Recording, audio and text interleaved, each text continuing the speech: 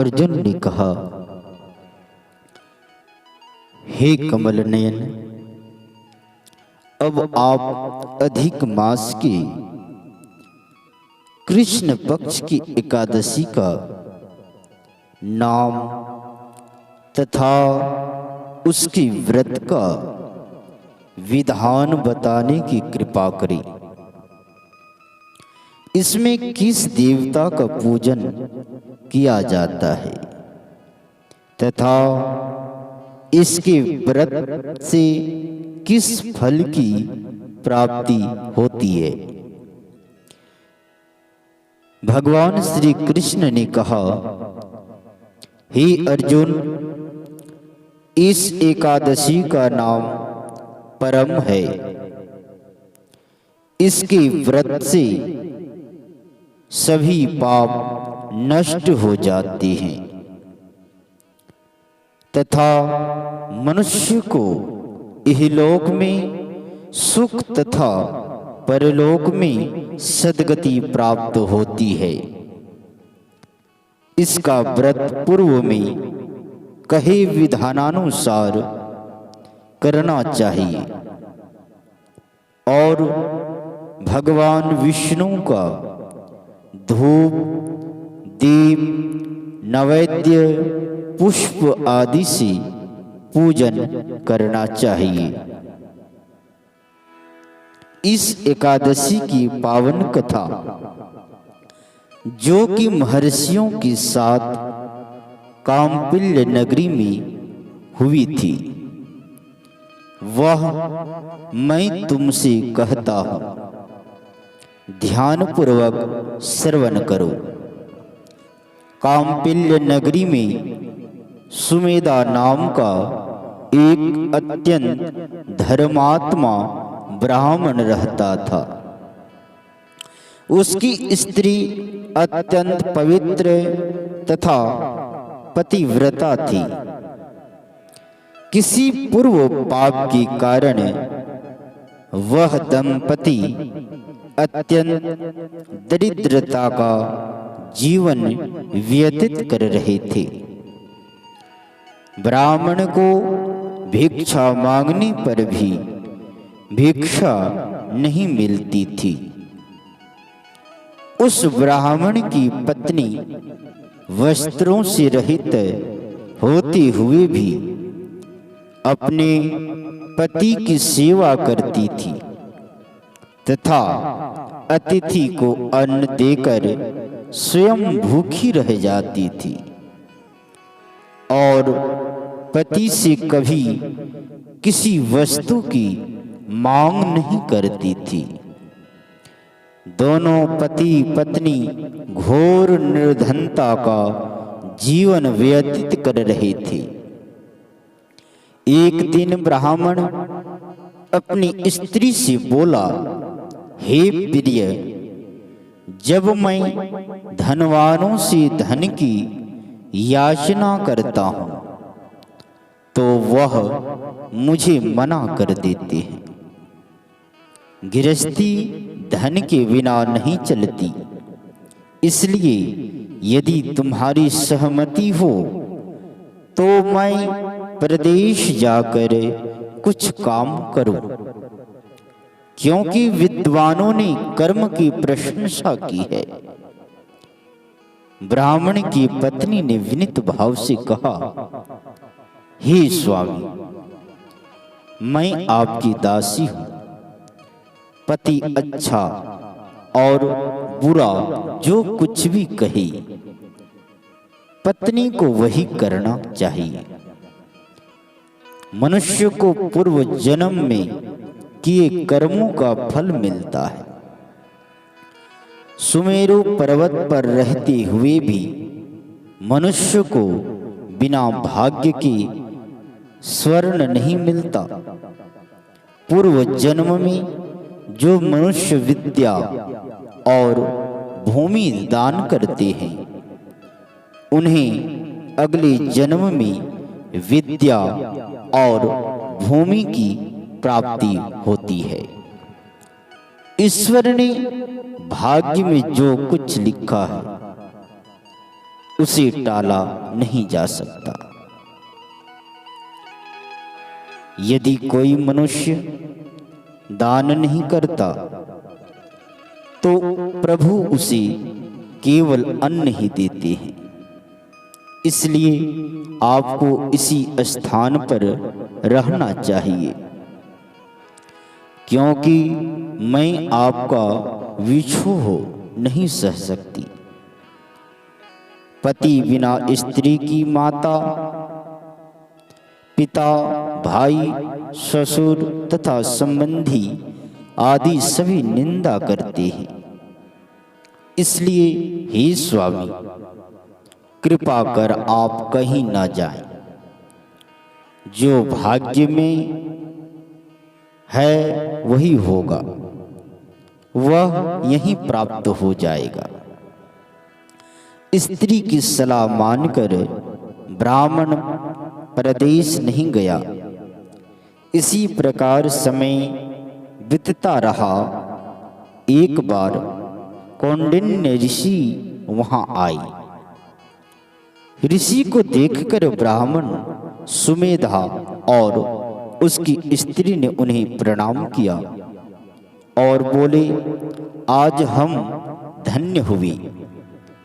आपके दर्शन से आज हमारा जीवन सफल हुआ। ऋषि को उन्होंने आसन तथा भोजन दिया। भोजन देने के बाद पतिव्रता ब्राह्मणी ने कहा, हे ऋषिवर, कृपा कर आप मुझे दरिद्रता का नाश करने की विधि बतलाइए। मैंने अपने पति को प्रदेश में जाकर धन कमाने से रोका है। मेरे भाग्य से आप आ गए हैं। मुझे पूर्ण विश्वास है कि अब मेरी दरिद्रता शीघ्र ही नष्ट हो जाएगी। अतः आप हमारी दरिद्रता नष्ट करने के लिए कोई उपाय बताएं। ब्राह्मणी की बात सुन कौंडिन्य ऋषि बोले, हे ब्राह्मणी, मल मास की कृष्ण पक्ष की परम एकादशी के व्रत से सभी पाप, दुख और दरिद्रता आदि नष्ट हो जाती है। जो मनुष्य इस व्रत को करता है वह धनवान हो जाता है। इस व्रत में नृत्य, गायन आदि सहित रात्रि जागरण करना चाहिए। भगवान शंकर ने कुबेर जी को इसी व्रत के करने से धनाध्यक्ष बना दिया था। इसी व्रत के प्रभाव से सत्यवादी राजा हरिश्चंद्र को पुत्र, स्त्री और राज्य की प्राप्ति हुई थी। तदुपरांत कौंडिन्य ऋषि ने उन्हें एकादशी के व्रत का समस्त विधान कह सुनाया।